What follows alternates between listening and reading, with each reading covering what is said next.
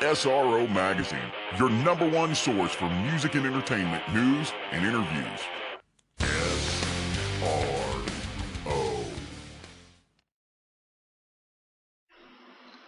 Hi, this is Alicia Williams with SROMagInc.com, speaking with the Chadley from Chadley Photography. How are you? I'm good. How are you today? Doing fabulous. Sweating out here in July in the South. I know it's going by so fast. What's that? I said the summer is going by too fast. It has. It's already the middle of July. It feels like, like it started yet. It'll be fall before we know it. Yeah, I won't complain.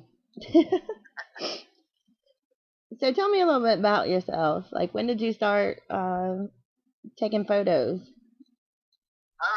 When I was young, my mom was always taking pictures, and she'd been taking me to concerts since I was little. I mean, I saw my first Kiss show when I was 9, and I always, as a teenager, I was the one that would take a little pocket camera into the concerts, whether we were 40 rows back or not, and parties and through high school and jumping our bikes and motorcycles. I was always the one taking pictures. Never knew, that it was going to develop into what it did, all these years later. But that's kind of how it started.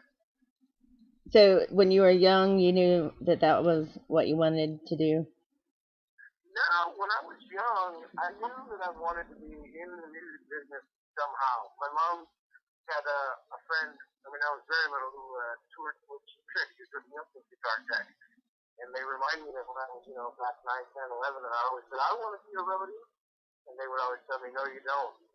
And like I said, the little bit I know how it would have come to be 20 years later. I mean, before, doing this for a living, my ex-wife and I used to own tanning salons. I built houses. I built custom, carpenter and built custom houses for 10 years. It was while I did that, in the sweltering summers of Chicago heat and freezing winters, I kept thinking, there's got to be a better way. There's got to be a better way. And I guess just rambling on it, I took back in the, it was like 97, kids reunion show. I had front row tickets, and I took my camera and I took a bunch of pictures. And John Five, who now plays with Rob Zombie, and I would, we were trading Kiss posters together. And I started showing my photos one day, and he said, dude, this is when he was playing with Marilyn Manson. He said, dude, you sound really good. You should do this for a living. And I thought, well, how the hell do I do that? And he introduced me to people, one of them being Zach Wild, and some folks in the industry, and it just kind of took off from there. But yeah, John Five's the one that I hold responsible for this. Awesome. And you do mostly music photography? I do. I mean, that's what everybody knows me for. But I am, by nature of the name, photographer. I love to take pictures of everything. I mean, all the years that I've toured and traveled, I always like to get out and see the other, cities.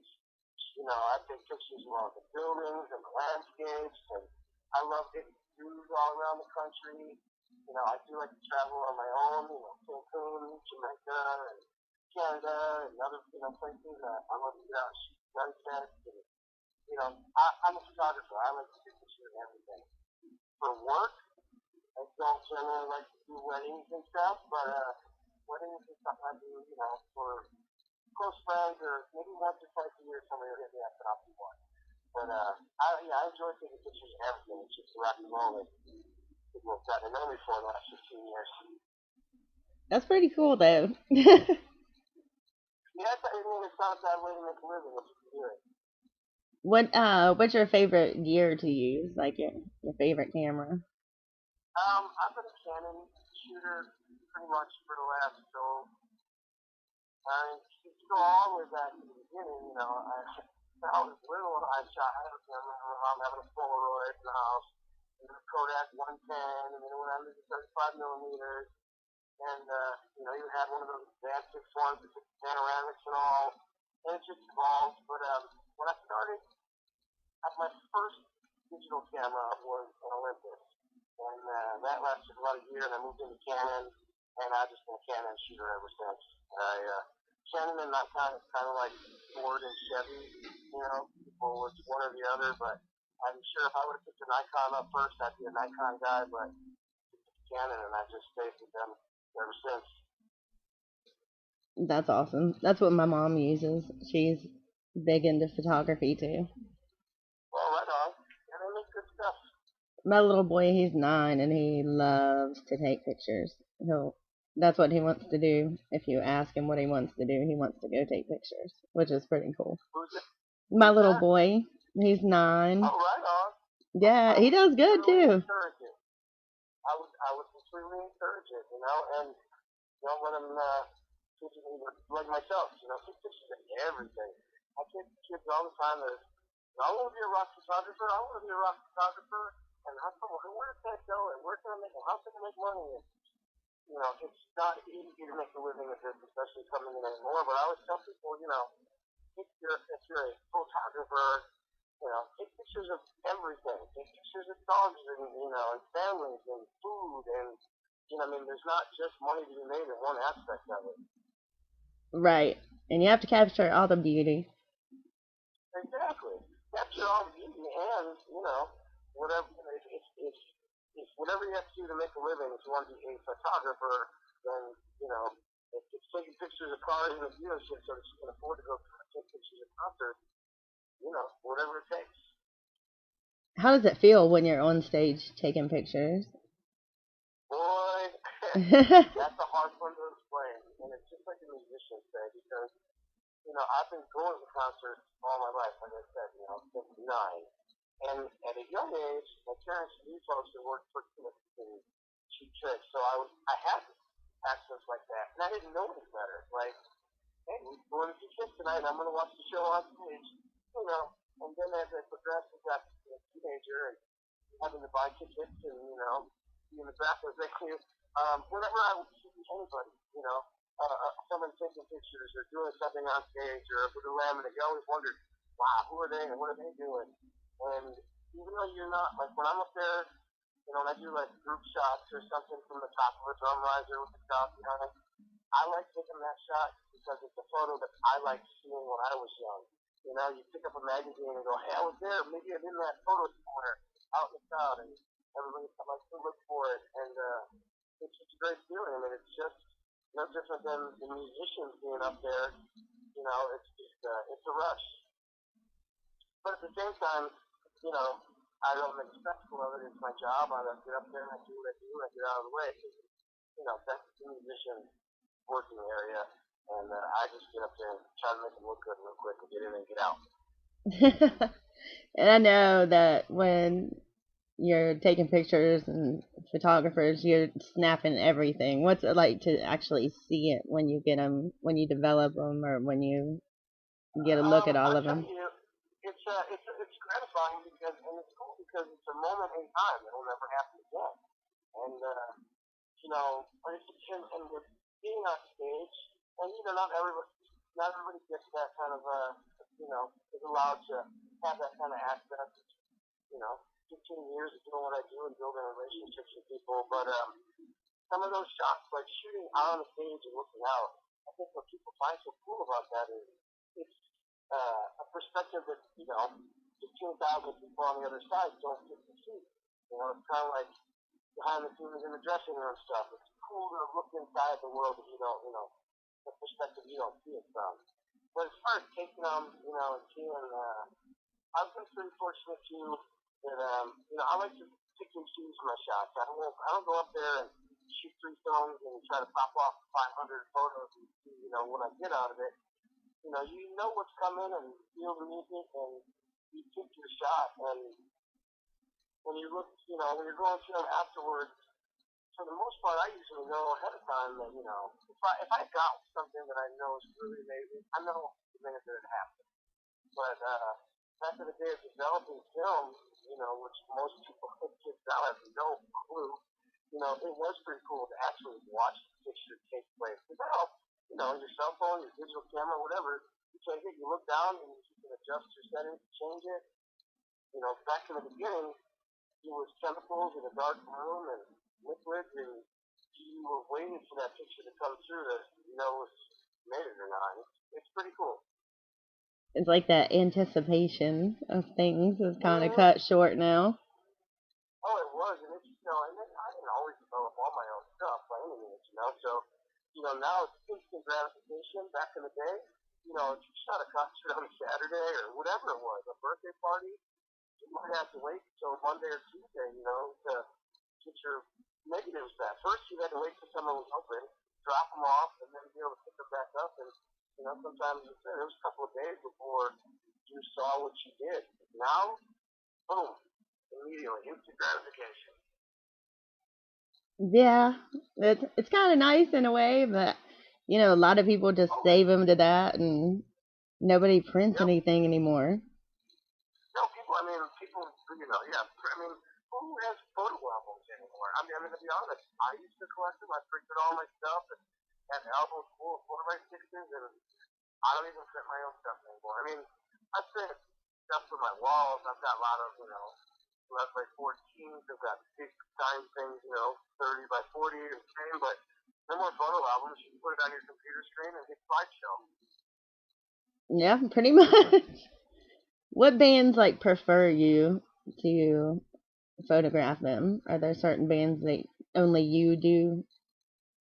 That doesn't get to happen as much anymore as it did. With the advent of, blogs and everybody, so many people doing this. But, there's a lot of bands that I've worked really closely with. I traveled with Black Label Society for a lot of years on Ozfest, and often had the fall and the spring, and while they would have, photographers out every night, whether it was in the magazine or the local newspaper, it was day in and day out. I would shoot on the bus, on the stage, in the dressing room.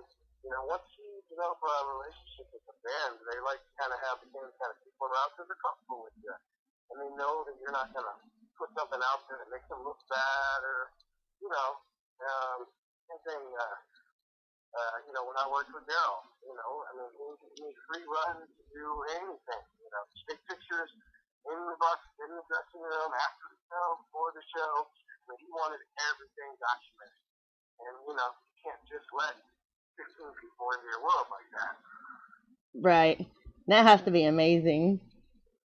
With that one. It's fun. I love it. And people that I've gotten to, get to know and become friends with and the experiences I've had, you can't buy that shit. And I'm thankful for it every day. Still, sometimes I still pinch myself and go, what I get to do? If you had told me this, when I was 17, standing in the back of the lawn and they had 6,000 people, I'd have told you you're crazy. So how did the Dimebag Hardware get started? How did you get to be a part of that? How did Dimebag Hardware get started?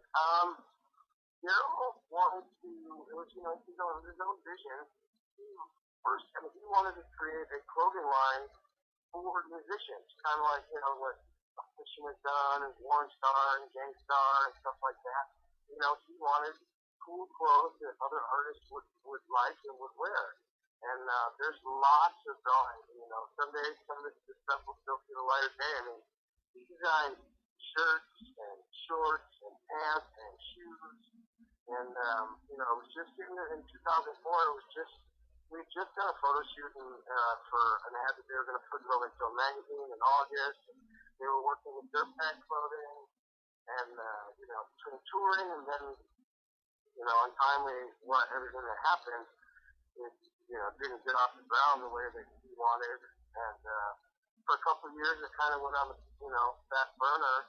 And then Rita basically was like, I need to keep their dream alive. And rather than immediately, there was such a need, people wanted, memorial stuff. Like, Jimi Hendrix and Eddie Rhodes and Elvis, people still want shirts and hats to show their love for somebody that they, followed. So he started putting out some T-shirts, memorializing them. And then people were like, well, we want, maybe you should make Dimebag hats, and you should make stickers, and you should make this, and it just kind of grew.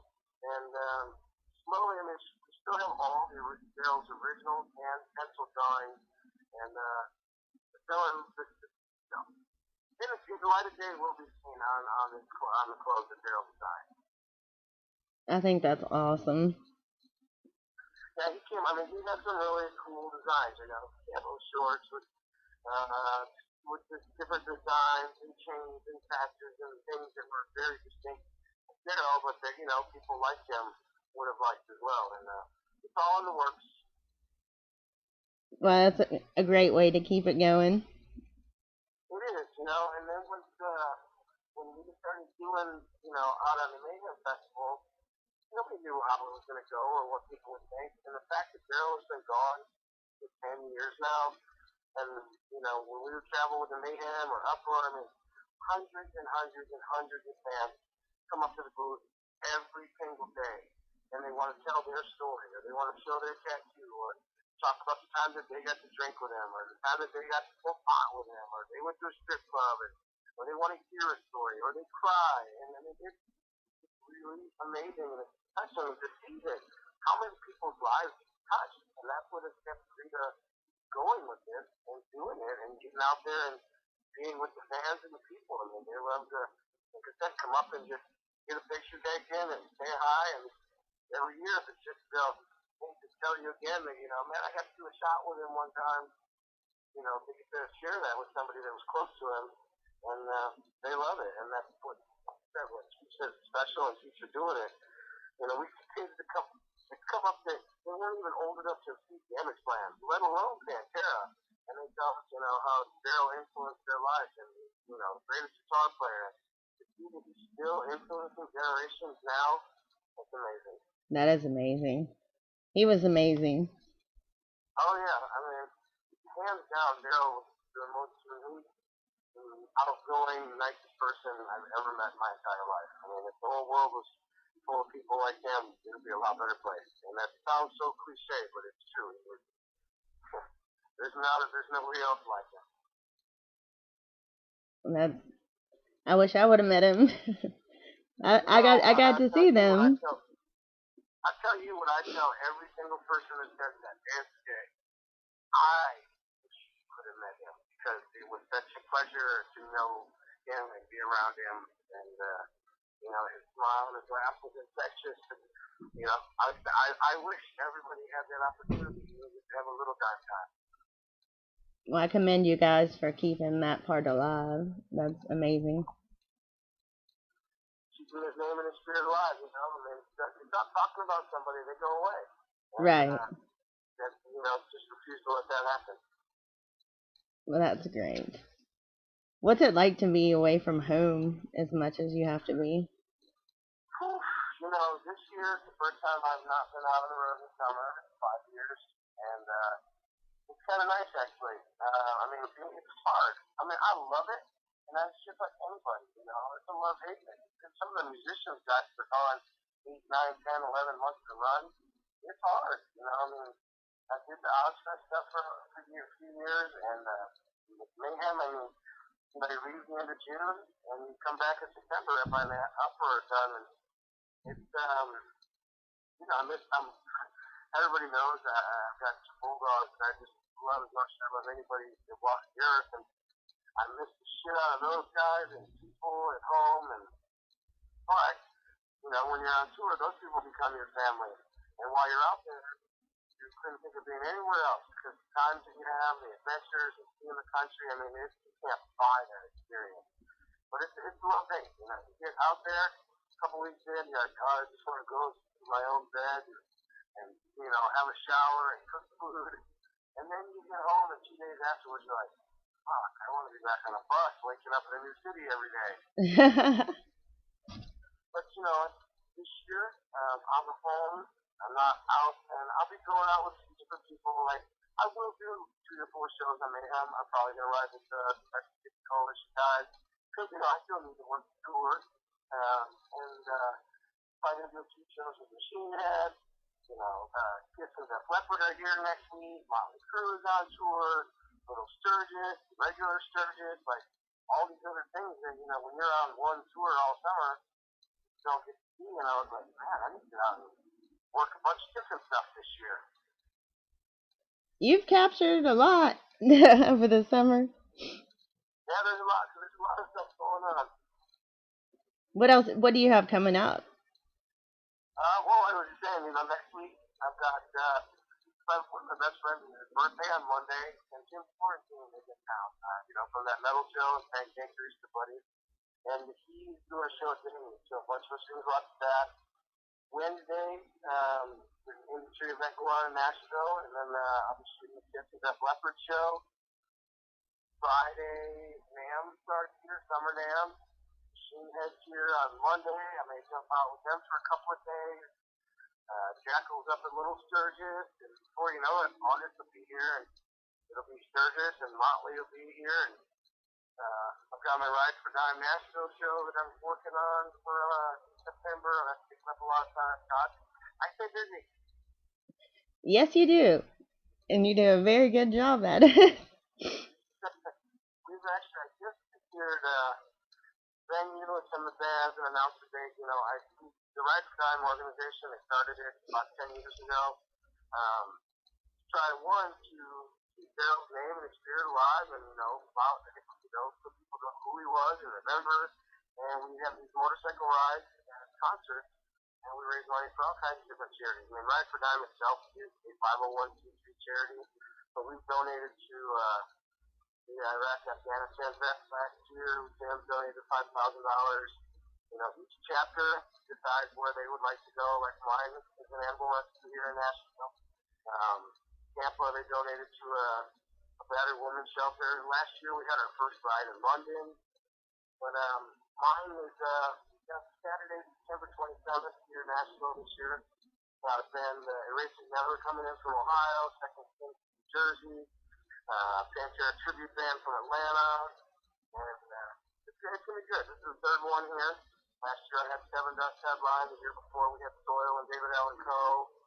Our Dallas event is coming up in August. We have Hippie Coalition headlining one night, and Rex is his band, Kill Devil Hill, the next night. It's a good thing. It's a lot of fun. Jose comes in from Sirius XM and MCs the shows for us, and we're bringing Rita out this year.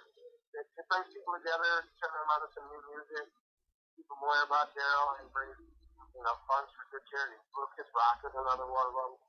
But it takes up a lot of time through the year. When Ride for Dime is done, the event itself, next year's planning starts the next day.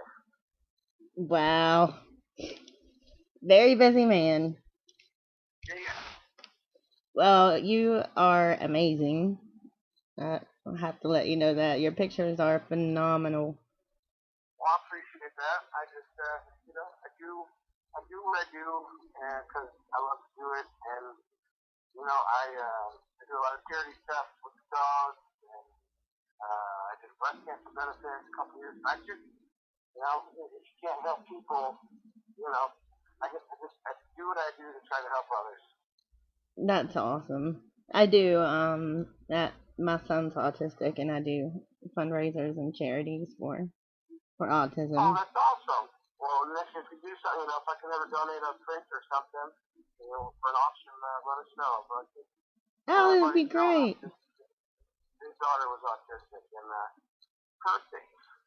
her name was Paige, and you never could. If you wanted her to say hi to you, you had to say your name.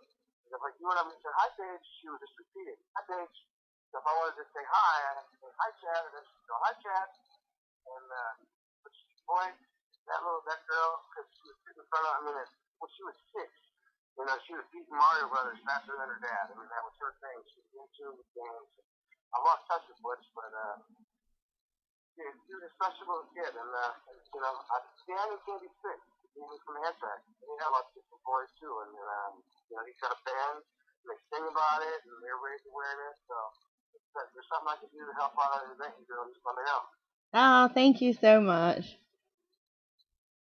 I appreciate it. Sure. But is there anything else you want to tell anyone? I think, that's, unless you have anything else, just it. I appreciate you taking out your time, and my new website is chadleephotography.com. It'll be online and ready for the world to view next week. 15 years of, what I've been doing for a living, traveling the country with bands and photographing, my favorite rock stars. Well, I can't wait to check it out.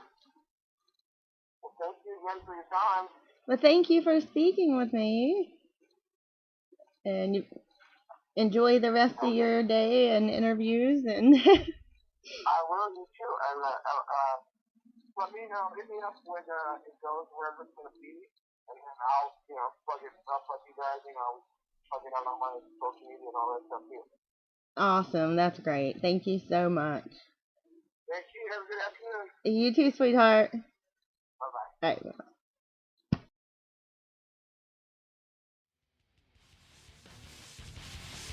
For more information on all the greatest bands in rock today, and for all your music and entertainment news, you know where to go. Go to SRO. That's SROMagInc.com. SRO Magazine is sponsored by Kick-Ass Cables, PhDRadio.com, Robert's Guitar, TDLMusicGroup.com. The SRO audio and video was done by Carson Drive Studios and SROMagInc.com.